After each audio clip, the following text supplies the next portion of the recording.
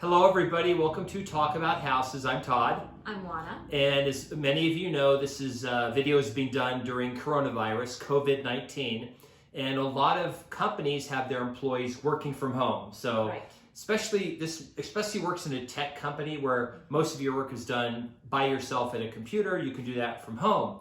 So the theory moving forward is more companies will lease less office space and people will work from home, and that'll sort of drive down office space. Right. Okay? So, and I agree with that. Now, what they're saying that may happen too is, since you don't have to live in a city to work for a tech company or whatever, you may live remote, like in the country, in the wood, like out of the city. The cities will be like a science fiction film. They'll be empty. They'll just be Will Smith in his car being, zombies will be chasing him, right? People won't be in the city. Okay. So that's sort of the conventional wisdom. So what's your gut level reaction about, like, are people just going to bail and leave the cities?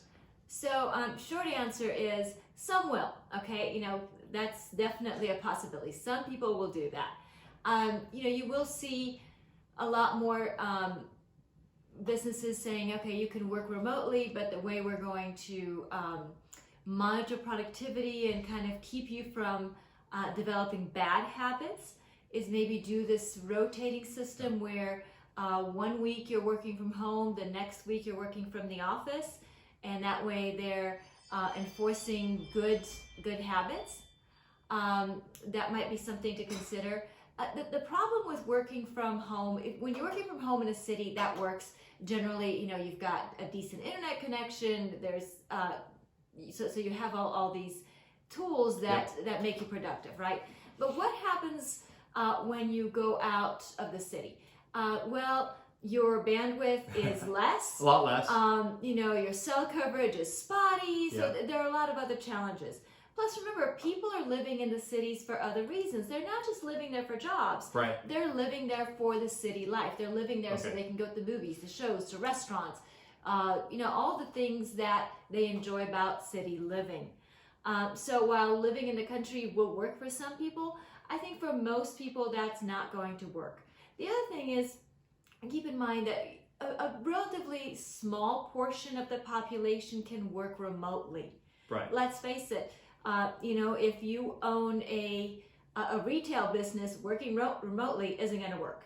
Right. Or an airline. Or an airline. Or a real estate brokerage. Yes. Kind of hard to work remotely with your clients. So, anytime that you are interacting on a face-to-face level with consumers, you have to be where the consumers are. Right. So, if you are a home inspector, a pest company, whatever consumer company you are, you're going to have to be where the consumers are. Yeah. I mean, here's the thing, if you have there was a tech company in San Francisco that said they were going to save $50,000 a month because they were going to basically shutter their offices and just lease a space to have team meetings once a month, get everyone together, do stuff, and then everyone would go back remote. And there could be a long-term advantage to that because these companies aren't going to have the overhead of paying for office space, which can be really expensive in a city. Now, the reason that the companies are in cities usually is because that's where the talent is. The talent's located in a small area, and you need that core group of people.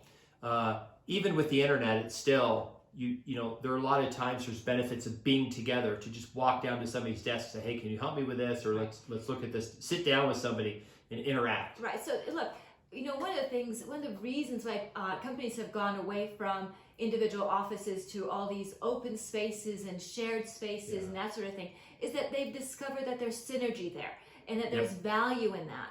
So it wasn't just to cram more people into less space, but it was because they saw a productive value in that. Right.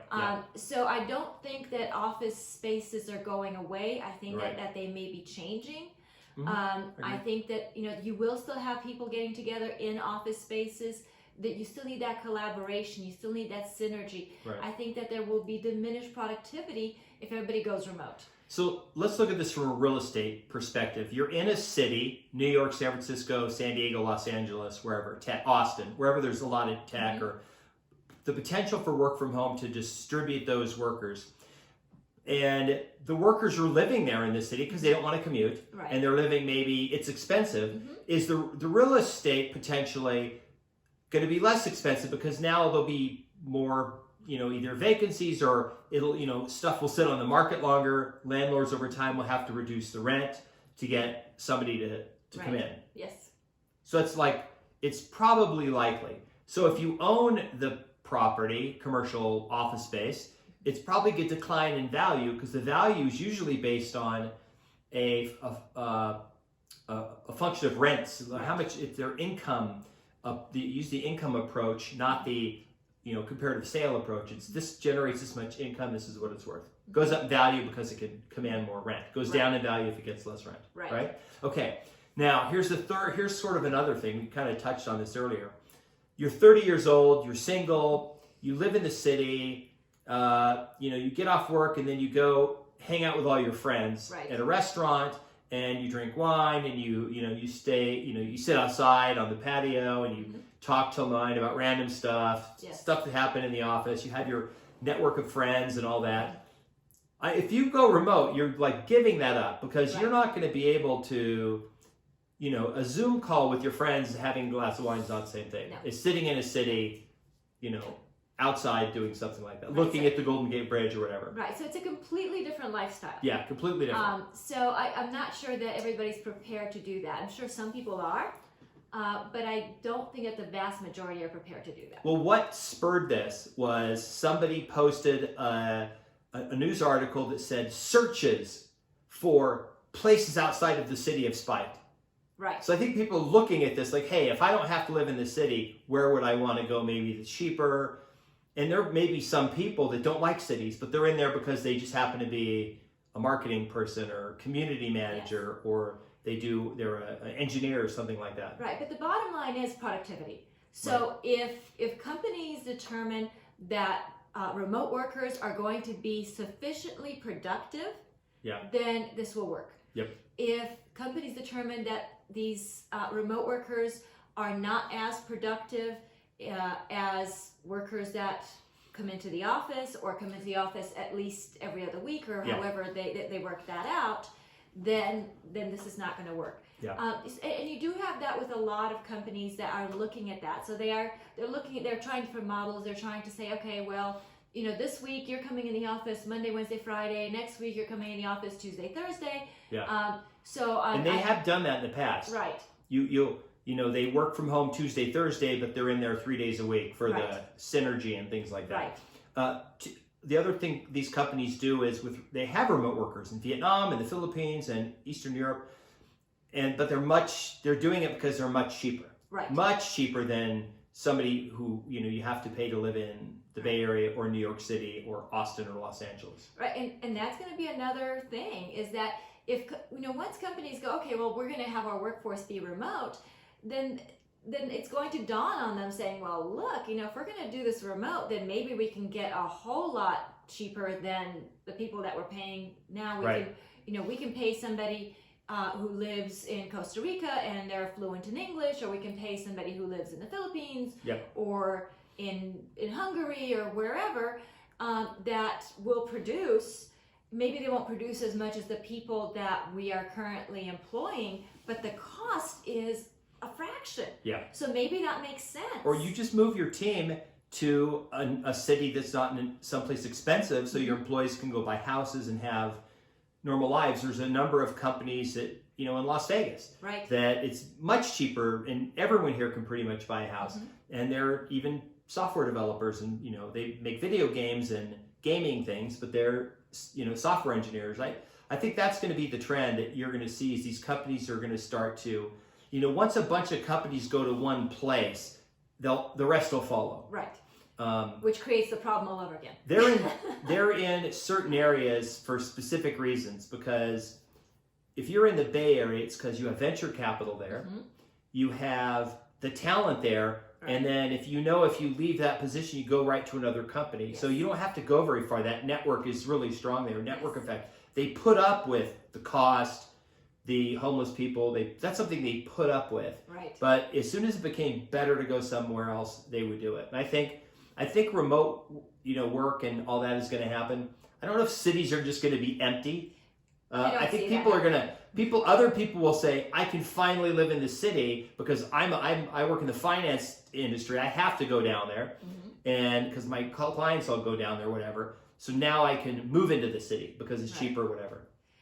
A lot of the reasons, for example, we've been using the Bay Area because it's just convenient. But so, a lot of the reason why these companies have aggregated in the Bay Area is not just the capital that's there, but it is because they are able to swap employees. Yeah.